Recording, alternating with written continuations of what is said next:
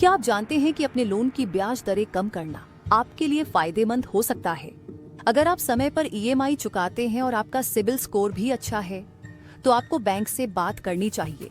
संभावना है कि बैंक आपके लिए ब्याज दरें कम कर सके।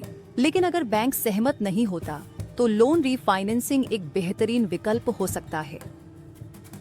ये एक प्रक्रिया है जहां आप नए लोन लेते हैं, जिसमें बेहतर ब्याज दरें होती है।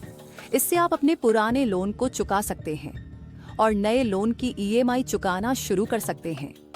यदि आपका क्रेडिट स्कोर उच्च है, तो दूसरे बैंक भी सस्ते लोन के ऑफर दे सकते हैं। रीफाइनेंसिंग से ईएमआई होती है छोटी। जब आपकी ब्याज दर घटती है, तो ईएमआई भी कम हो जाती है, जिससे आपको वित्तीय राहत मिलती है। आपको नए लोन के टेनमोर को अपने हिसाब से तय करने का मौका भी मिलता है। यदि आप सस्ते ब्याज दर के साथ और कम टेनमोर पर लोन लेते हैं, तो आप लाखों बचा सकते हैं। लेकिन रीफाइनेंसिंग का निर्णय कब लेना चाहिए?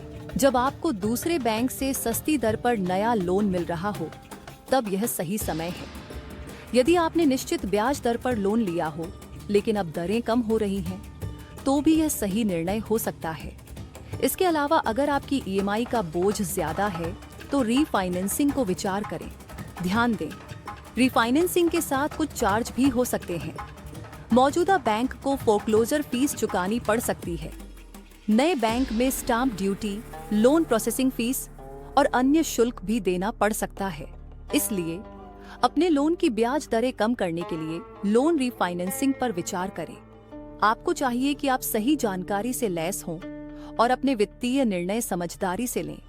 क्या आप अपने लोन को रीफाइनेंस करने के लिए तैयार हैं? आज ही अपने बैंक से बात करें।